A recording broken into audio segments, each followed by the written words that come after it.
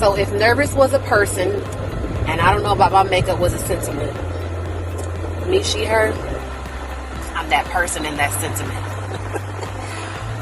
But we finna do this, y'all. Next time, get your tickets. Even if you're not in the Bay Area, it's time to support. Get your tickets, okay? Pretty sure she's still selling them today. $33. If I sent you an invitation, a text, you know who you are. Purchase a ticket and support. And maybe I will upload a video if it goes well. So my girl didn't make it to the picture roll, but let me tell you, you need somebody to support you, get you one of these, okay? Her name is Shandy Dags, okay? She be there.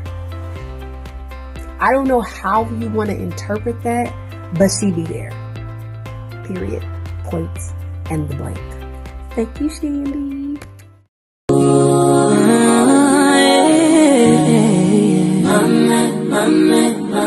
He the type that hold me down when the world gets heavy. Hold me down, keep me laughing, keep me smiling.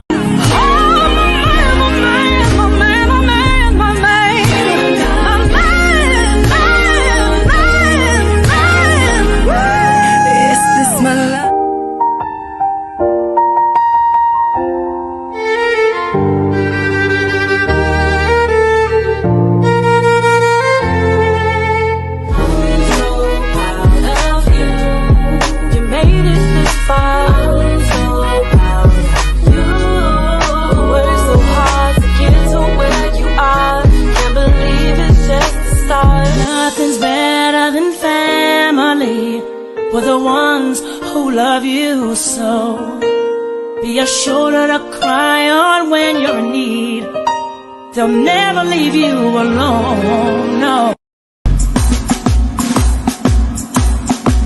We did it! We did it! We did it today! We did it! We did it! Hip hip hooray! God, I'm still counting my blessings. All that you've done in my life. The more that I look in the details, the more of your things. I'm swimming with the sharks. That existential feeling when you're staring at the stars. There's a hurricane in my head, but the lightning in my heart makes it worth it. Yeah, I still get nervous.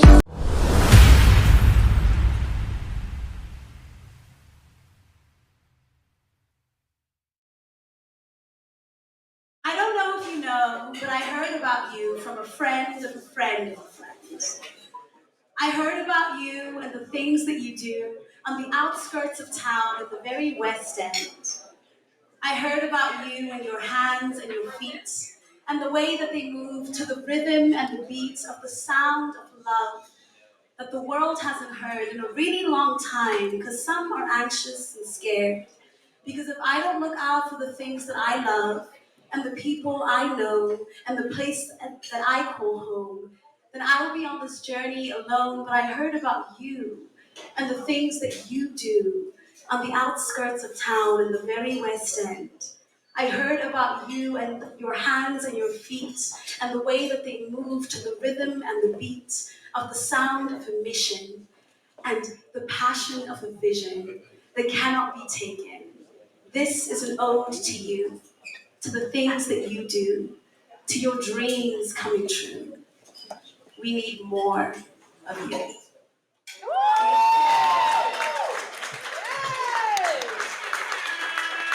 Oh, thank you, DJ Smith. I've never had one of those. I'm feeling very special. Thank you. Thank you. So now what you guys have all been waiting for, our panel discussion. It is my absolute pleasure to introduce the perpetually curious Yejide Bongozi, also known as Miss Y. Miss Y describes herself as your go-to guru for unraveling life's most perplexing questions across her different channels. Miss Y has a master's in healthcare administration, She said that she's still waiting for its red carpet rollout in the healthcare center. But besides that, she's expanded her passions into the world of media and events through her own company, Noggin Entertainment, that she refers to as Noggin ENT. It is a hub for educational yet entertaining content, producing passion projects. All right, everybody. So let's give a huge round of applause for our amazing panel hostess, Miss White. Thank you. I want to give a very special thank you to Carlina for seeing something in me that maybe other people didn't see. And I appreciate you having me here on the panel. So if we could just have all the panelists go ahead and come up here and we're going to get started.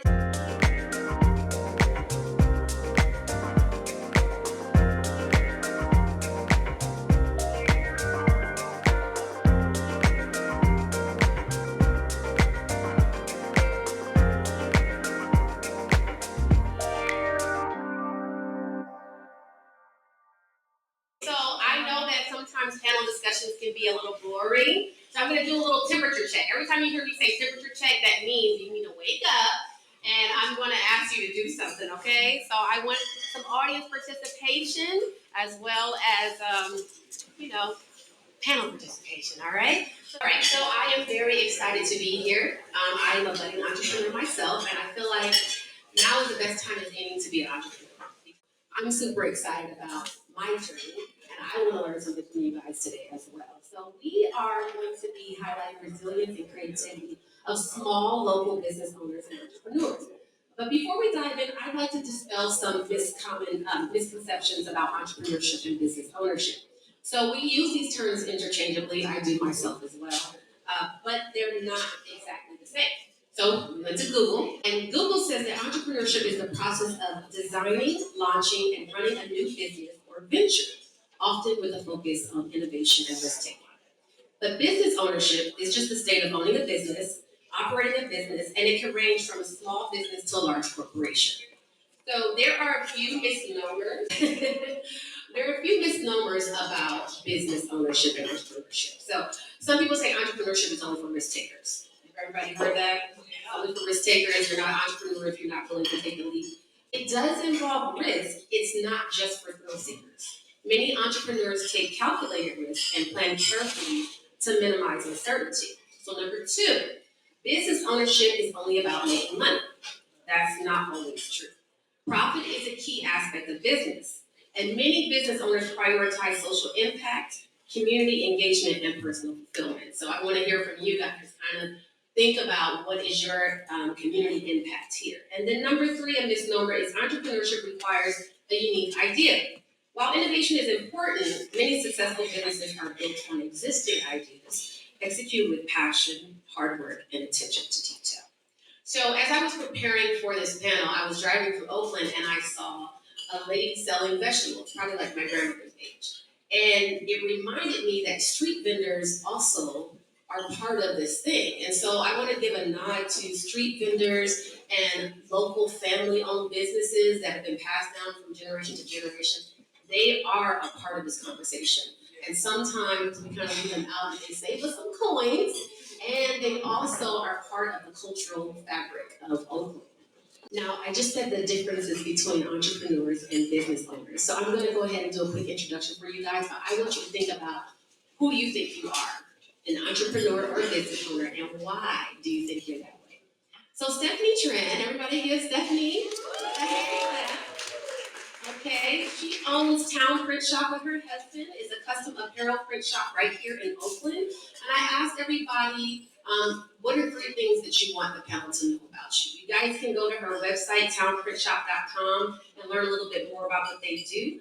She is the president of the chamber, as she said. She's born and bred in Oakland, so she's an Oakland girl, y'all. And she's a small business owner. Mr. Alec Isvaran, did I say it right? Yes. Okay. Okay, he is the owner of Oakland Fortune Factory, which is the oldest fortune cookie maker in the Bay Area, and it's one of the few places remaining that still makes each cookie from scratch. Okay. Three things that he wants you guys to know about him. He has been in a music video. Okay, so he's a celebrity, guys. He also owns, like you tennis. So you guys can go to oaklandfortunefactory.com and learn more about that. And golf too. And golf, all right. Okay, so you have to say that. Christina Kinney. Okay, she is a two-time entrepreneur leading Good Trouble, and Empower Soul Studios, where she blends creativity with community impact. And her website is EmpowerSoulStudios.org. All right. And she classifies herself as a multi-hyphenate, creative, mic in hand, legacy in motion, rooted in culture, and driven by purpose. All right. I expect nothing less from an MC. All right, and last but not least, on our illustrious local panel, we have Preston Pinckney of the Pinckney Foundation and Primetime Golf. He has over 2 decades of experience and serves as a community advocate for youth in the Bay Area. You can go on the pinckneyfoundation.org and primetimegolf.org to see more about his businesses. He is the recipient of the 2023 Jefferson Award. All right, and he's also on the board of directors for Northern California Golf Association. And this is a big one. He has introduced over 10,000 Oakland youth to the game of golf. So let's give this a round of applause. So I'm just going to go in the line here. I just want to know, how do you identify as an entrepreneur or business owner or both, and why do you identify that way? And thank you for framing it in that way. So I'm Stephanie, president of the Chinatown Chamber of Commerce. I am a small business owner, so I consider myself a business owner. I am also an event and marketing consultant as well. I spent the last decade working actually in sports and marketing. So anyone interested in that field, talk to me after. I can tell you more. I worked a decade in those areas for 2 big teams. I like to also, frame myself as a community entrepreneur. And what I mean by that is through my work with the Chinatown Chamber of Commerce, what we do is really create opportunities is one, and then think about how we shape our community and how do we build it in a way that keeps everybody thriving, especially our businesses. And it doesn't matter the size, whether you're a small vendor or even to big enterprise businesses, because it's all part of this ecosystem that we are in as a community. So I like to frame it as a community entrepreneur, and really a lot of many people in this room are as well, just by being here. You're part of the community just by being in this room today. Yeah, I'm Preston Pinckney. I would say community entrepreneur as well. Been in the community here in Oakland for 25 years, primarily introducing the game of golf.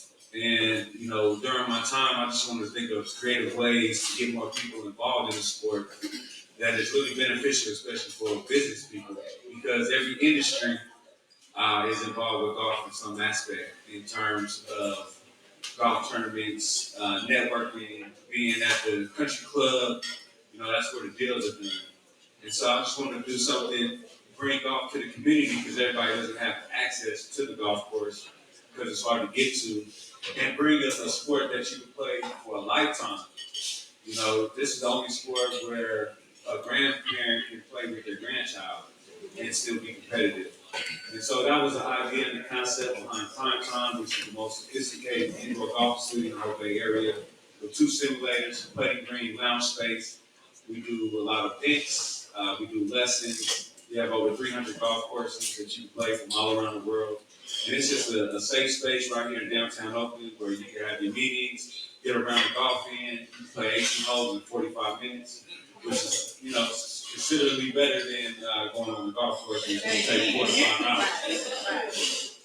And so that's what we want to do. We just want to give everybody an opportunity, because it changed my life as a youth, and I've been able to see courses all over the world, play Pebble Beach, and things that people only imagine and see on TV. I've been able to experience it. So that was one of the main reasons why I started with Primetime right here in Oakland. All right, thank you. I would say I'm a mix of both. I would say when you start your entrepreneurship journey, you are an entrepreneur. You have no idea what you're doing, but you're doing it.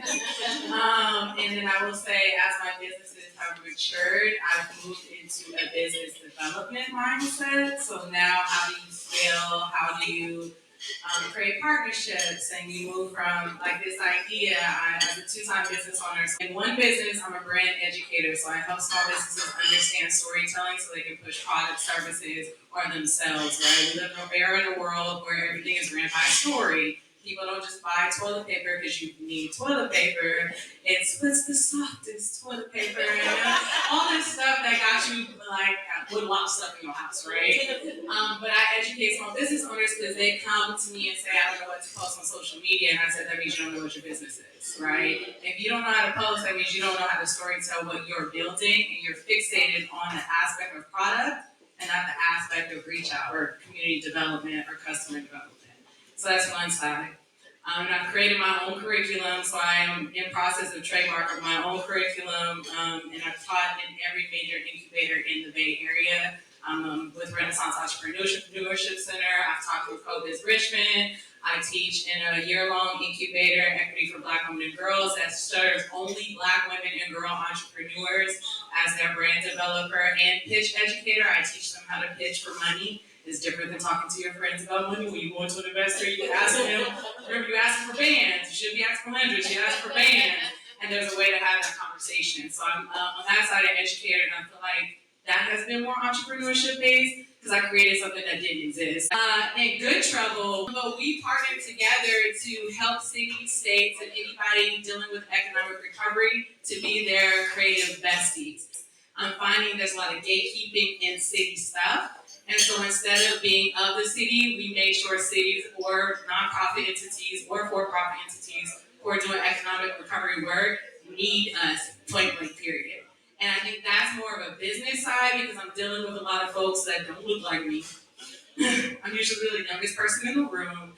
And so there's a way in which I have to present business to them as you need to spend your money with me versus with Power Soul Studios.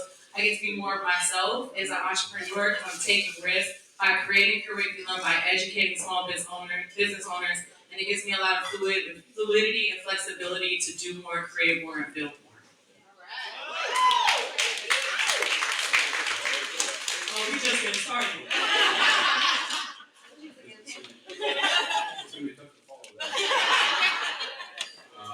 Yeah, and we gotta talk later, because I have lots of stories about fortune cookies. This is what this is all about. See, networking. Networking, yeah. So yeah, my name's Alex, and I co-run the Fortune Cookie Factory on 12th Street. It's been around since 1957. It started as a way as my wife was helping out her mom at the business, bought it 10 years prior, and she started helping out. I was working a different job, and then slowly I started helping out, and we turned it into a bigger deal, building on a website. And so in that way, I see myself as both business owner and entrepreneur because we had to adapt to the new market. Mom was wanting to keep things the same, but we had to update things. We had to build out a website, and at this point now, it's I think 65, 35, 65 e-commerce, 35 retail business that we've had.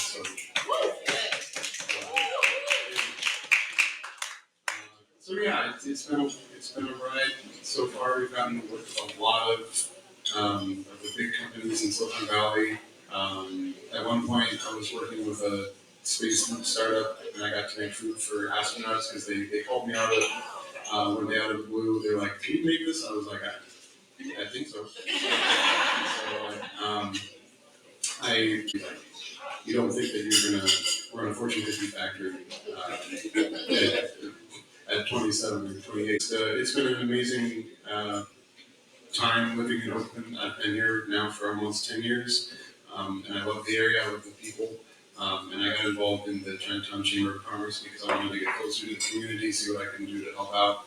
I know that a lot of businesses in Chinatown are a bit older, so I thought that could be my way to help out the other businesses, along with my wife who also likes to give advice both to me and other people. All right. Thank you so much to our panelists. So, like I said, temperature check. How you guys doing out there?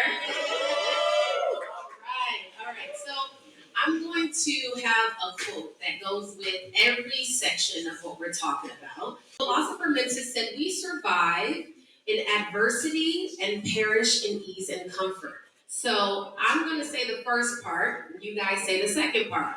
We survive in adversity and perish In ease and comfort.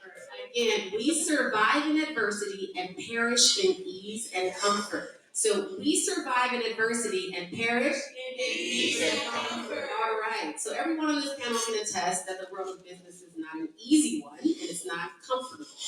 And I'm sure that each one of you guys have some not so fun stories. So as we begin, we're going to discuss how some of you guys have navigated challenges in business. I'm going to ask you first, Preston. How do you handle self-doubt or uncertainty in your business? And what strategies have you developed to stay motivated? I know we've had those 3 a.m. worries. Everybody's like, well, how am I going to do this? How am I going to do that? What is your go-to coping mechanism? Okay. We at the bar already. There's a lot of challenges out there, but I think my biggest coping mechanism, and I'll go through the story, is I cry in the closet and I smile in public. You know, that's what I do.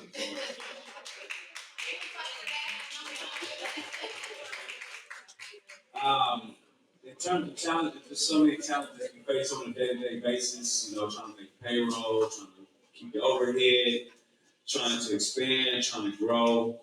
And some of the challenges I faced recently is theft here in Oakland. You know, I've had my golf cart stolen. I've had somebody break into my spot and steal a piece of my simulator that they can't even use. I've had my trailer parked on the street and somebody took my batteries out of there so I couldn't do my community event because my batteries were gone and it cost me $400 to replace those. And most recently, they just broke in the basement and took $100,000 worth of inventory out of my facility. Welcome to Oakland. Yeah. And so when you deal with stuff like that, what I've learned dealing with insurance is make sure you look at your insurance paperwork, that you're covered for the limits that you have, that everything in your rent agreement is matching your insurance agreement, so there's no discrepancies, so they can't opt out of paying. So that's one of the big things, and that's what I can say. And at the same token, I did the same thing. I cried in the closet, and then I smiled in public. All right, so what did we learn from this? Cry in the closet and smile in public. All right. And get insurance. And get insurance. And read your insurance documents, okay? Read. Everybody say, read, okay? Alex, can you share a particularly challenging experience you faced and how you overcame it? And can you just highlight what made that successful for you? What did you learn from that experience? So for me, it was a challenging one. So we customized fortune cookies, and the one that I wrote is it's a bit more lighthearted. It's funny that it happened. So the online business now, we customize fortune cookies, and what happened was in the holiday season a few years ago, we had some fortune cookies that were written for this couple, and they were very much like adult themed. And the holiday season for us is the busiest time of year, and so unfortunately, those cookies got switched up with another bunch of cookies that were so like the cookies are the same type of cookies. But it was the same amount, so it was just an easy mistake. Anyone could do that, right?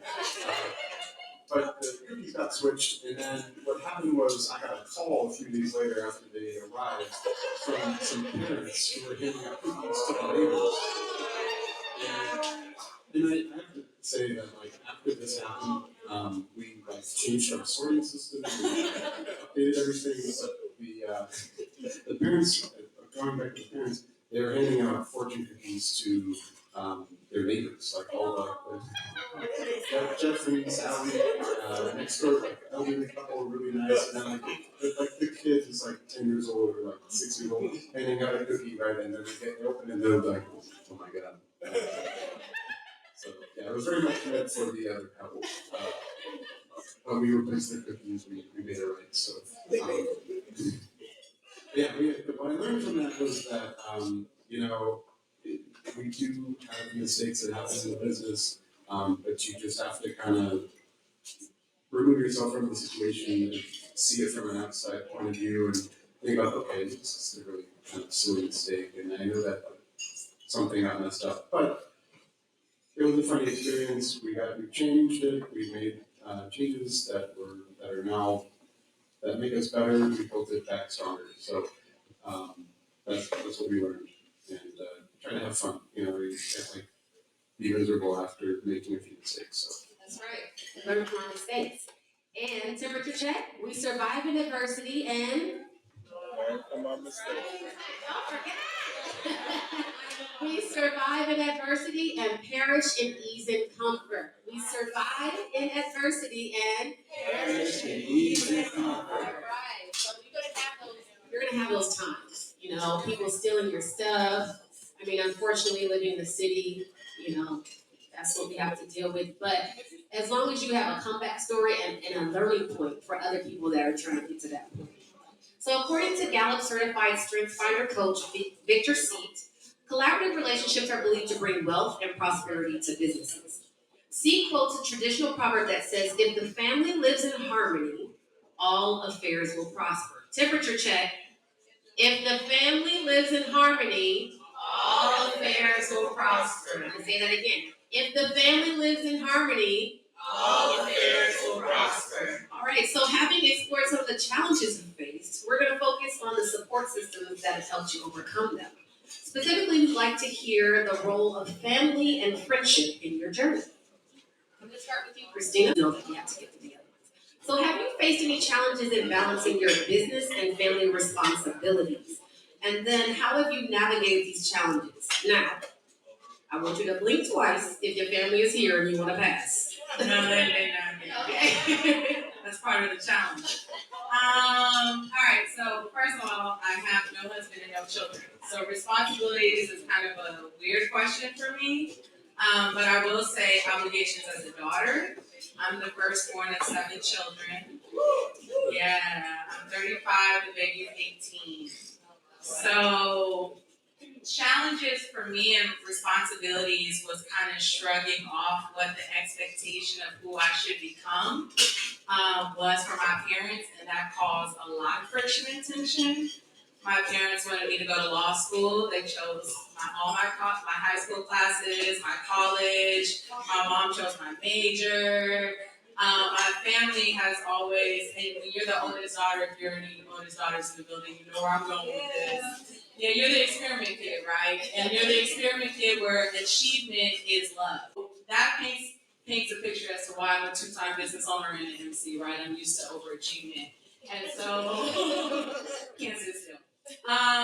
But the challenge in terms of responsibility is when you become an entrepreneur, 1 or 2 things can happen. You can have family that supports you or family that don't understand how to support you. And the framework that don't know how to understand how to support you as they don't support me.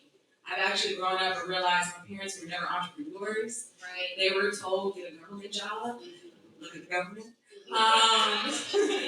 They were told, you go to college, and at a certain college, make a certain level. Look at people with PhDs driving Uber.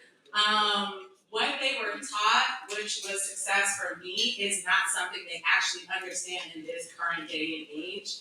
And so my responsibility to my family actually became a responsibility to myself, which was I cut off my family for 7 years.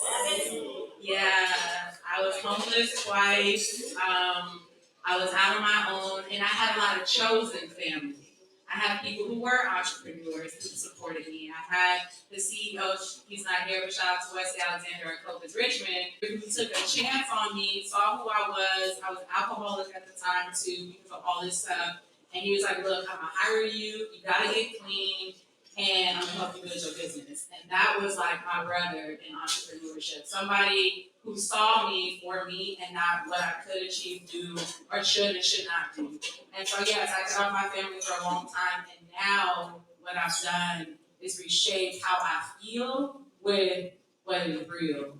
I don't talk to my parents about business decisions because they full of fear, right? So I have actually changed my expectation of what my mom and dad could do for me as a business owner. I don't have them be advisors. They're just my mom and dad.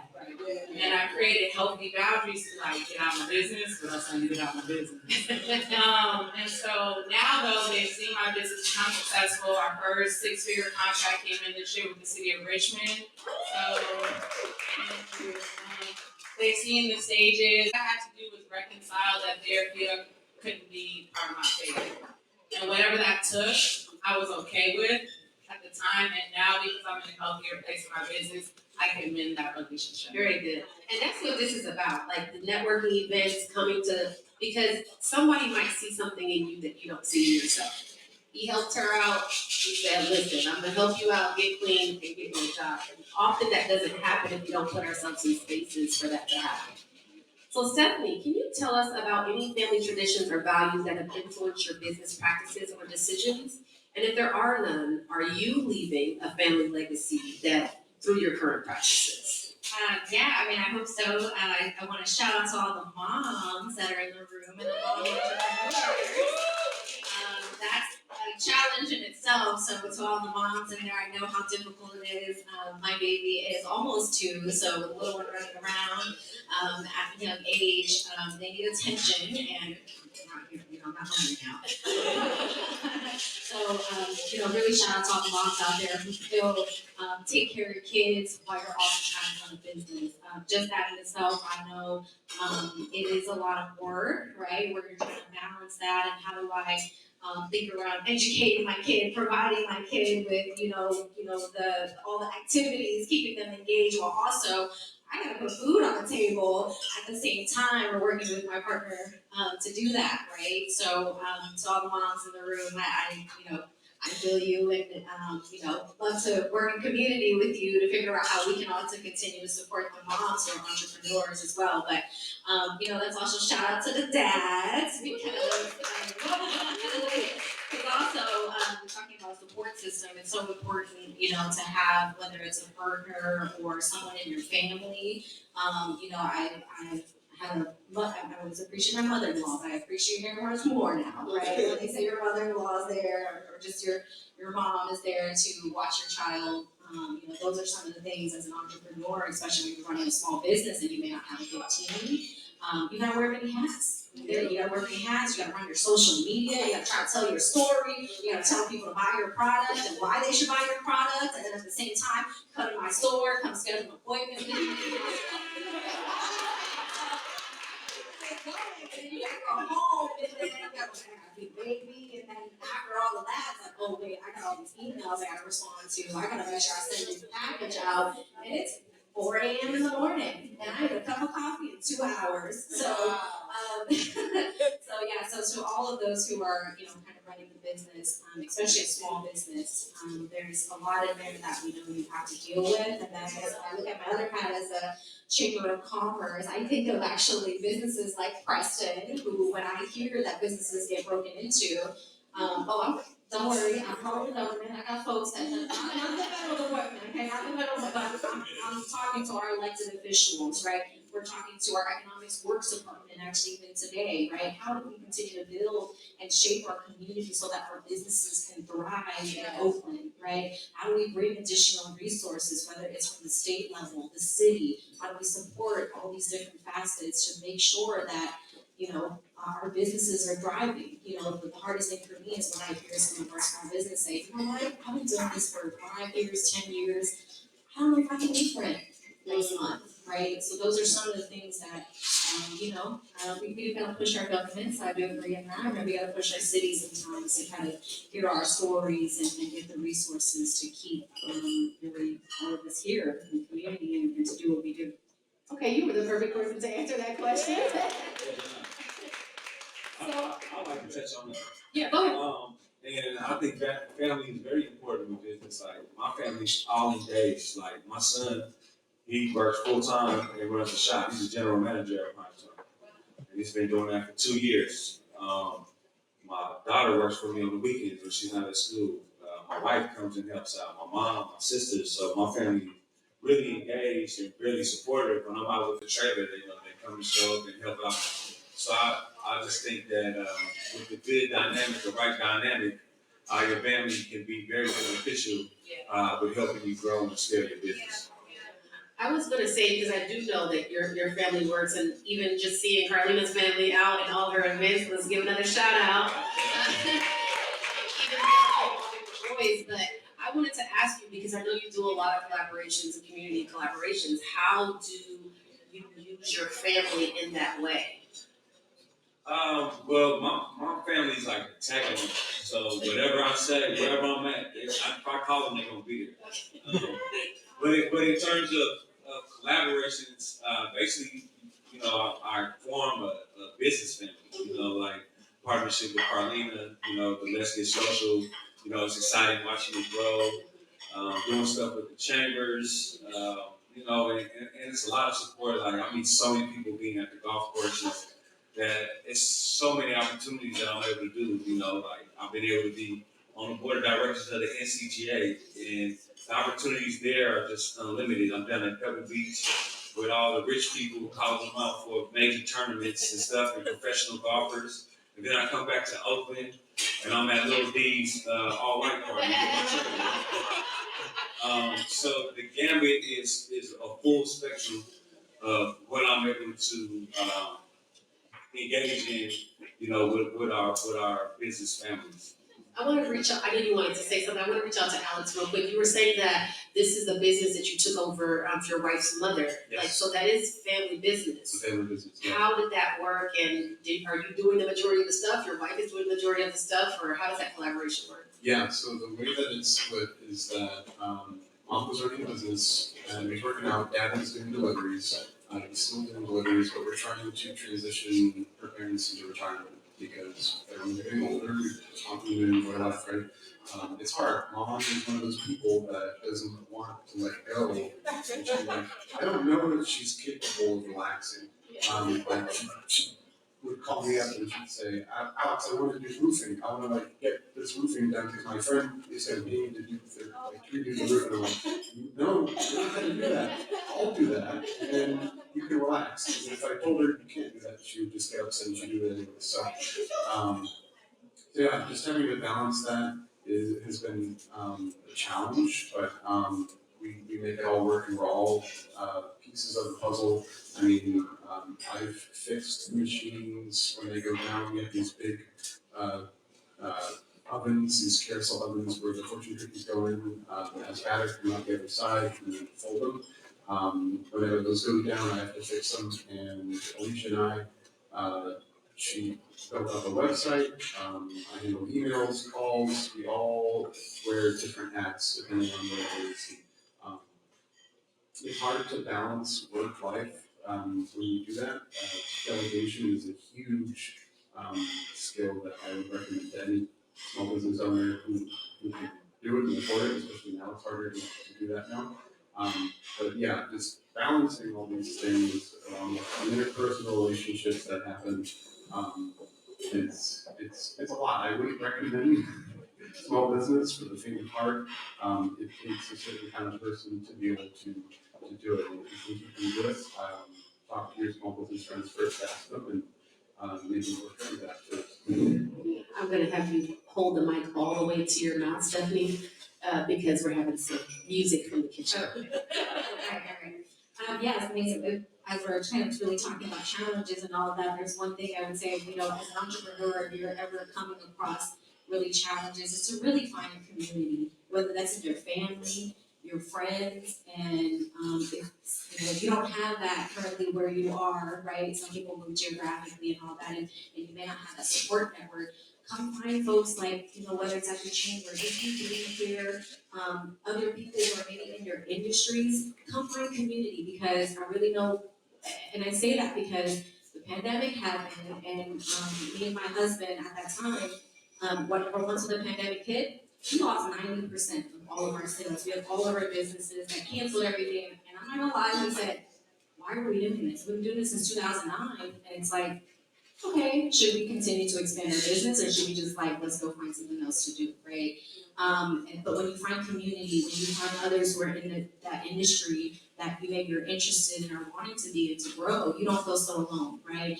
You understand that others are going through the same challenges, and not just that too. You know, you may be able to form networks where, again, it's about strengthening each other's, network with each other, or even strengthening our resources, pulling together things to really support and help each other and keep one another thriving in the community. Thank you for that insight. Yes, Peter. So we've explored the importance of family support in your entrepreneurial journeys. We're going to turn to lessons learned along the way. As the saying goes, failure is the mother of success. Temperature check. Failure is the mother of success. Again. So it sounds like everybody's tired from a long day's work, and I understand that. However, semicolon, comma, period. Let's say that again. All right, good. So we learn from our mistakes and failures, which ultimately lead to success. With this in mind, we'd love to hear about the successes you've achieved and the lessons you've learned from your experiences. What stories stand out to you? What advice would you share with others? Now, we all know that there are those people that are just plain hard-headed. If that's you and you've learned nothing, please stay out of this, okay? We want you to tell us here, me especially, a budding entrepreneur, how have you learned, how have you grown from your successes? So I'm gonna open it up to the panel. We do have a time limit, guys, so please be very short-winded. So whoever wants to answer this first question, I want you to share with us a notable success story or milestone that stands out to you. We need the Cliff Notes version, okay? What made it successful and what did you learn from that experience? Who wants to start? So we launched the very first restaurant week in the city of Richmond last year. And that was a major success because one of the number one industries of commerce within the city of Richmond is food. People act like there ain't nothing out there. Yes, there is. By the way, I'm 4 generations Richmond and 4 generations Berkeley, Oakland. So yeah, my business is in Richmond. And launching that was literally from a failure. There was a festival that existed before we got in the picture. We were hired in the last 2 years of the festival, and the way it was formulated and how it worked didn't benefit the businesses, so we did what nobody before us did, which was go talk to the restaurant owners and say, if you had an event for your business, or what are your biggest challenges in your business right now? And every restaurant owner said DoorDash. DoorDash is our biggest challenge because we have to pay crazy fees to use the service, but if we don't use the service, our business won't exist. And what we really want is people to walk through the door. So a normal restaurant week, if you've seen them, is they list something on the website, they tell you to go there, there's a menu and discounts on the website. We actually chose 5 restaurants in Richmond and held events every single day for a week. They paid for everything. There was no overhead. We brought photographers, videographers, DJs, special appearances like I Am Sue, Cool John, folks from Richmond, and put on a lunch event or a dinner event. And every single business saw a 55% increase in sales in that 2-hour stint we were there. Which has now led to us creating a food partnership with the restaurants in Richmond called Food and Purpose, where we're actually creating a collective to keep them together and teach them skills and things like that. They got all the content that came from us that I hired professionals. Like we came super out of pocket on this event, but it was being able to prove that economic development can be done creatively. You just gotta take that extra step. I couldn't rely on the business. They didn't have marketers. They didn't have videographers. They couldn't afford any of the stuff that we needed to push the event. So we just paid for it ourselves, gave it back to them, and gave them stipends for the days of their event. So if nobody came, they still made some money. Very nice. Very nice. I mean, one more person. Anybody else want to tackle that question? Yeah, I have one. I mean, I've had a lot of successes in my lifetime, doing what I've been doing for 25 years. But I would say one that was kind of special. We were fortunate to be gifted our trailer from Dropbox. It's a mobile golf simulator, and we're able to bring it out to the communities and introduce children and families to the game of golf at schools, churches, community events, and things of that nature. So one of the challenges that we had this beautiful trailer, but we didn't have a truck to tow it.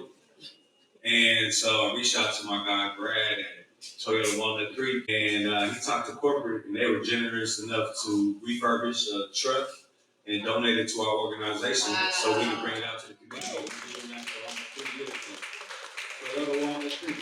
Toyota Walnut Creek. I need to tell you to go to Walnut Creek. That's right, that's right. Yeah, I was just gonna say, really some of the, whenever you go through challenges or anything like that, I think it's to really celebrate your wins.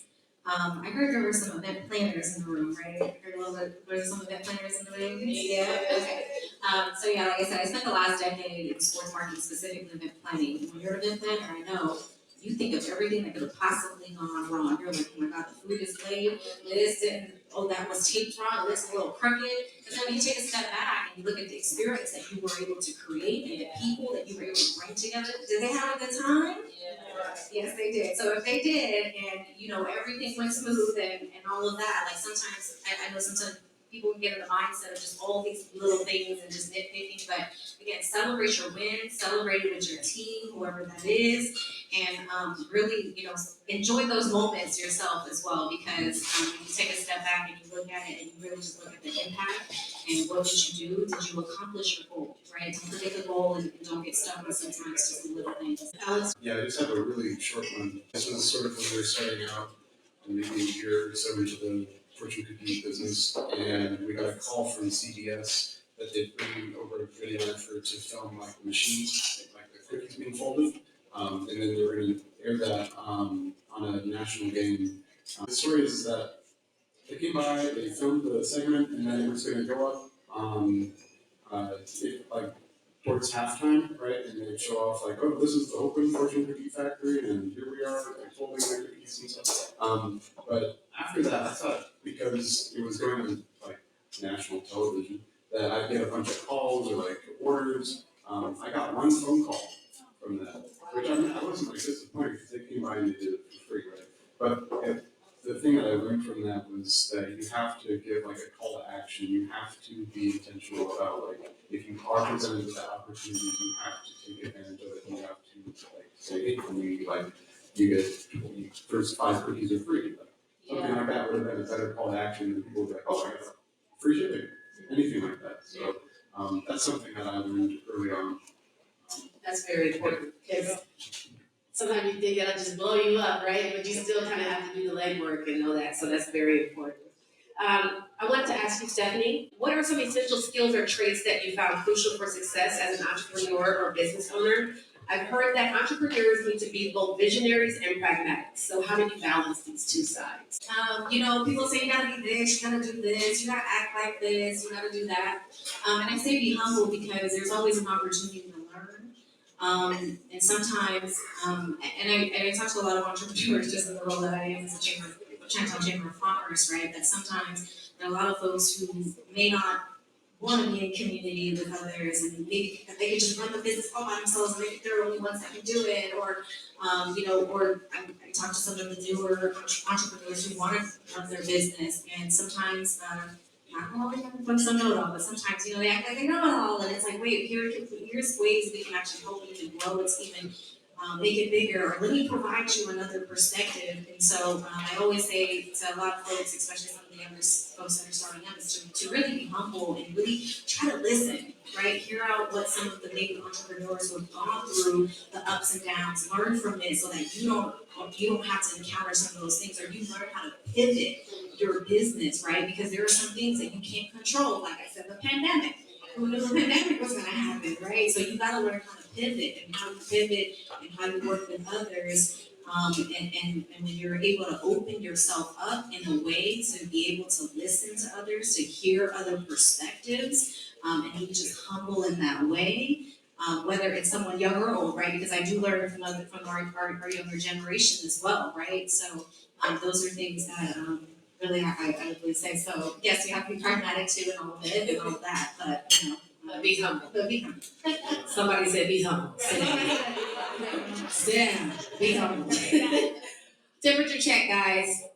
Don't let the opportunity slip away. It may never come back. So I'm gonna say, don't let the opportunity slip away. You're gonna say, it may never come back. I still sound tired. It's okay. Let's wake up. Don't let the opportunity slip away. It may never come back. All right, so before we dive into opportunities that lie ahead, I want to take a moment to applaud each and every one of you who took the opportunity to be here with us tonight. So everybody give yourselves a hand clap. You took this opportunity to be here tonight. This gathering, this conversation, it's a unique moment in time, and it will never happen again in exactly the same way. So to those who seized the chance to be a part of this discussion, thank you.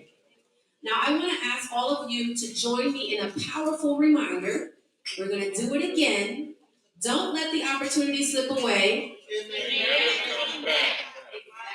Okay, so Christine, I want to ask, how do you see your industry evolving in the Oakland area or Richmond area? I know you're based in Richmond over the next few years. And what opportunities or challenges do you anticipate in terms of growth, innovation, and community impact? So one of the opportunities I see is that the old guard is dying out. Thank God. We talked earlier about being mentored, and the progress that gets halted in the Bay from an economic development lens is because of ego. It's not because of talent, because Oakland got talent, right? Y'all have some of the biggest festivals in the Bay Area in Northern California. It's all ran by community advocates. Everything that brings massive revenue dollars in the Bay Area outside of all of these Super Bowls, all this other stuff, that's new. But Black Joy Parade, Afrobeats Oakland, all these major events are your community that are running that. And there is something to be known from meeting with your community. And so the same thing in Richmond, because we call Richmond, or y'all call Richmond the ugly stepchild of the Bay. There is so much opportunity to build because of the fact that our old guard is so rooted, we had to go to Oakland to grow. My MC career would not be what it is had not somebody in Oakland said, hey, she's super dope, and they're not doing due diligence in Richmond to get her on the right stages. So I had to come over here and build my business, right? And so now I have an opportunity, not just myself, but other folks from Richmond like DJ Shellhart, Cool John, and I and Sue. We are now positioned in a place to kind of be like Oakland and grow as community and understand our time will come on a legislative level, on a local government level, because understand your local government controls regulations on parks, it controls what your permitting process is like, it controls all this stuff. And so we see a lot of times in Oakland, the conversation with the Arts and Culture Commission is that there are so many roadblocks to doing the right thing for Oakland. And they're still persevering and doing that. And so I'm taking that same energy that I've done in Oakland, like my professional career as a commercial real estate developer is in Oakland. And I'm building a living archive for 7th Street in West Oakland in Esther's Order Room. But again, I had to come here to have those opportunities to be able to bring it back to my community in Richmond. So I believe Oakland gives me the opportunity to grow, and then Richmond will give me the opportunity to build when it's time. Very nice, very nice. And I just want to thank Oakland Chamber of Commerce because you guys are creating opportunities by having these network events so that people can see that Oakland is a place to build because we want to keep more businesses in the community. I'm going to ask Preston, how does AI play into the evolution of your industry? And what skills will be essential for future success in this context? For example, how can it be leveraged to improve local services, enhance customer experiences, and drive economic growth in the region? All right. I'm not at all an AI expert, but I do like the technology, and I think that overall, it's going to make things a lot easier. They have the bots that check your emails and write drafts for you, and set up your online social media accounts, and do a lot of those things. But since we use technology at our golf facility, we're starting to see changes with virtual swing instruction, virtual golf coaches, to where it's not even going to be a person talking to you anymore. You're just going to be talking to the machine, right there just you and the machine. And then also too, in terms of growth with the technology and the business, the indoor facility business has grown 30% over the last couple of years, and it's having a boom. There's a lot of facilities popping up all over the country, and I think AI is going to continue to make things a lot easier for business owners. I'm thinking like the thing that makes your place local is you have AI. People can do golf in their home, you know, but what makes it local is being able to go and connect. So you can use the AI as a tool, but you can still go and connect and be around other people. Yeah, no, I think that's, I think you did spot on. AI is here, AI is moving, it's quick, it's going, and one of the things that for really small businesses is some of the comments that I've heard is, well, I don't want AI to take over my business, or I don't want AI to put me out of my business. So those are conversations that, is a little bit more kind of being talked about at a local government level as well. Actually, we just had a conversation about AI today as well. But definitely for small business owners, I know there is that uncertainty or depending on what industry you're in. I hear that from some folks, and then from others too. AI has helped to make their businesses a little bit more efficient.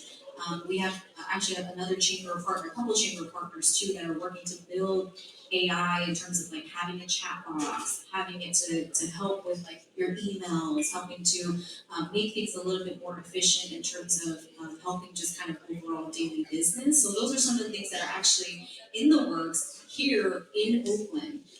Through various partnerships. So if you're interested more, we'd love to be able to connect you with some of our partners to learn more about that. But yeah, I do know in terms of business in my world, because I run a print shop, I'm starting to get a lot of AI designs and things like that. And sometimes they're like, we got hands that don't have like two fingers. And I gotta make sure to tell and remind my customers, hey, the hand you got is kind of missing like a thumb or something. Your thumbs up is not really a thumbs up. So while AI is good, it still is in the works, and those are things that is in progress. So if you are using AI to really make your business a little bit more efficient, make sure to read your emails, make sure to check all of it, and make sure you spell it and all of that as well. And to add to that, so I'm a brand developer. There is a such thing as license infringement. Oh, yeah. There is a such thing as copyright infringement. And a lot of small businesses are getting sued because of using creative property of other businesses. So just as it is a reality that AI can support your business, because there are ways in which AI for me is like my thought machine, because I'm a project manager too. So pursuing my PMP license, what we're seeing in this industry is that there needs to be monitors of AI. And so project management, product management is actually a growing field, especially for those of us of color. So when you are utilizing AI for small business, make sure that if you're not an expert in what you're using it in, cross-reference with an expert. Do not let AI make legal documents. Very good. Do not let AI do what? Okay, we're going to be wrapping up here soon. So understanding the opportunities that can propel us forward, we're going to talk about the foundation that's essential for success, community and support. So that's why we're here. I'm going to have you guys put your mics down real quick. We're going to do a quick little thing here. As we pursue our goals, it's crucial to surround ourselves with people who uplift and inspire us. So we're going to let our actions do the talking for a second. So everybody get your hands free, okay? There is a proverb that says, the fire burns high when everyone adds firewood, okay? So I'm just going to, if I point to you and only you, I want you to clap once, okay?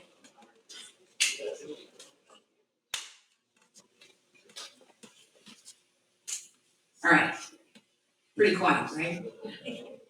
All right, so if I point to you and only you, clap, but stay clapping, okay? Stay clapping, stay clapping.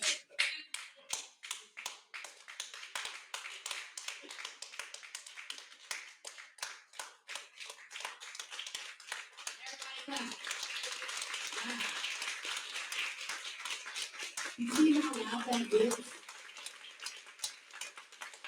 So the fire burns high when everyone adds firewood. That's about community, right? So we can't do anything by ourselves. Choose your community wisely, but you can't do anything by yourself. So I'm gonna ask Preston quickly, how do you think local businesses can work together to drive economic growth? So talking about together, all of us here on this panel have different businesses. How do you think we can work together? What initiatives or partnerships do you think can make impact? Oh, that's a great question. Well, definitely hosting events like this will bring people together. But I think having some type of standing meetings or get-togethers where we have the opportunities to mentor one another, ask questions on a more consistent level and more intentional level, I think we'll be able to get a lot more out of that. Because just being on this panel where everybody has strengths, where somebody else is their weakness, and putting all these minds together would definitely help everybody level up. So I definitely think more intentional gatherings, monthly or quarterly, so we can continue to grow and scale. Yeah, I mean, I introduce myself to every single one of you, and I'm like, oh, you do that? Okay, like, I need to link up with you. So Stephanie, I want to ask, and Stephanie and Alex, if you would answer this for me quickly. Looking back, what advice would you give to your younger self just starting out?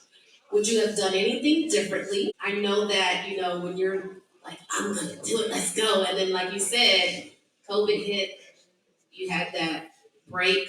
Would you do anything differently? Buy Bitcoin in sophomore year of high school.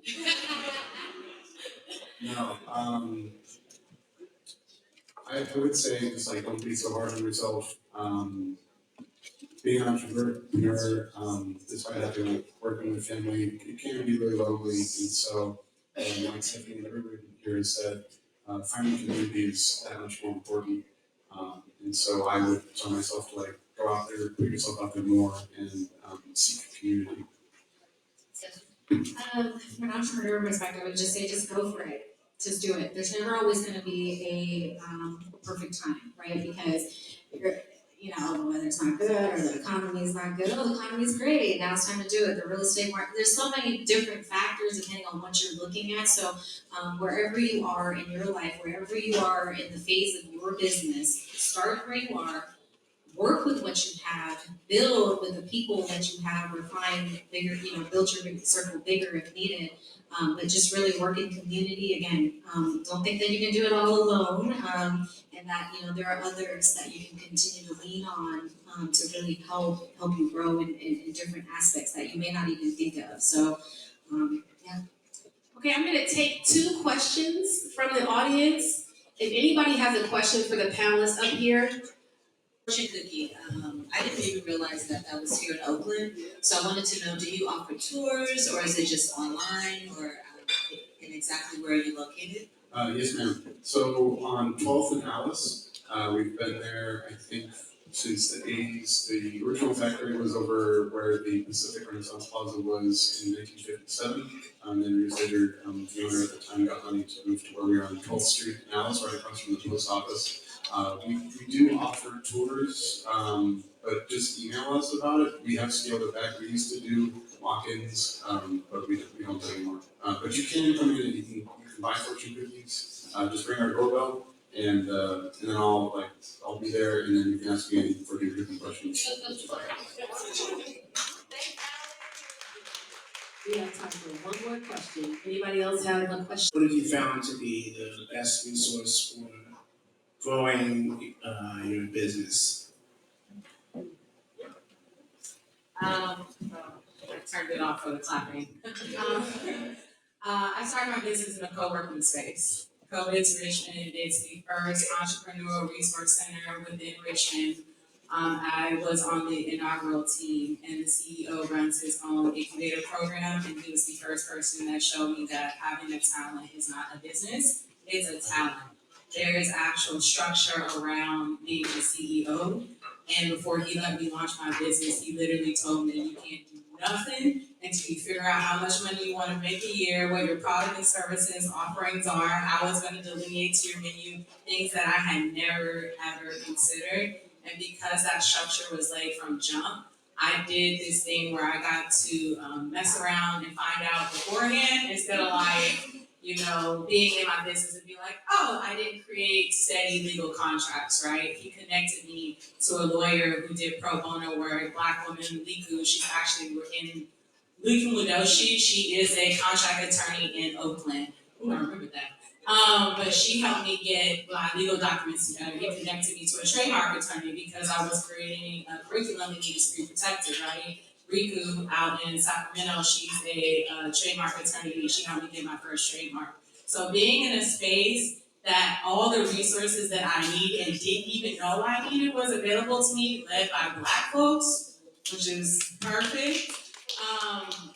Got me foundationally to a place, and I launched my business during COVID. So I built my business in COVID, and once COVID passed, I came out into the world. So that incubator space allowed me to grow. They're still there. I always plug COVID's Richmond all the time because I would not be without COVID. All right, thank you. I want to sum this all up. I want you guys to say one word. One word, think about it.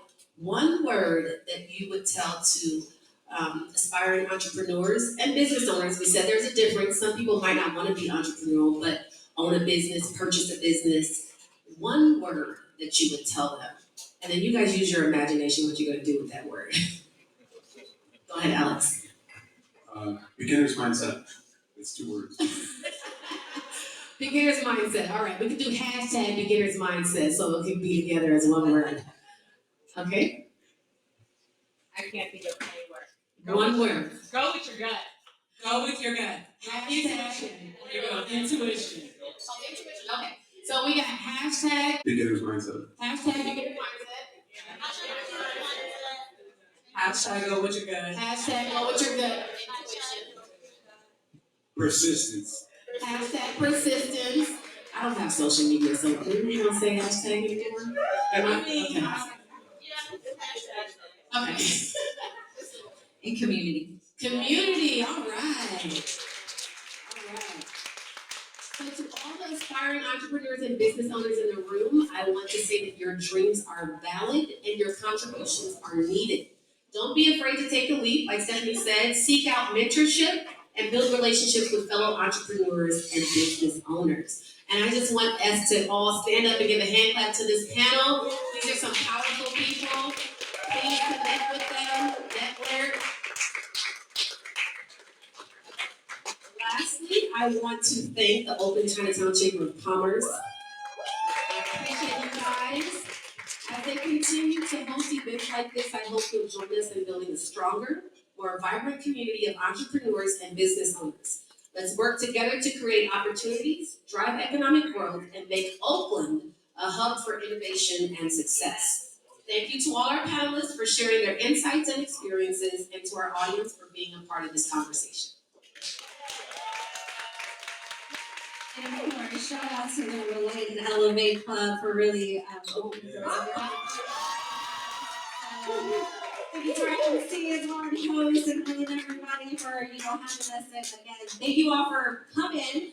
And please do connect with us. We if you're an aspiring entrepreneur, come talk to us because we got resources. Again, wherever you are in your business, come talk to us so we can help grow your business and keep it thriving. Can you guys look underneath your seats? We have a gift for you guys from Relate and Elevate. You can take that with you guys. Aww. Temperature check, everybody. When you need a panel, call Miss Y to handle. When you need a panel, Y to handle. Thank you so much, Miss Y, and our panelists once again. And let's do one more temperature check. When I say, I want you to say after me, okay? Let's get social. Let's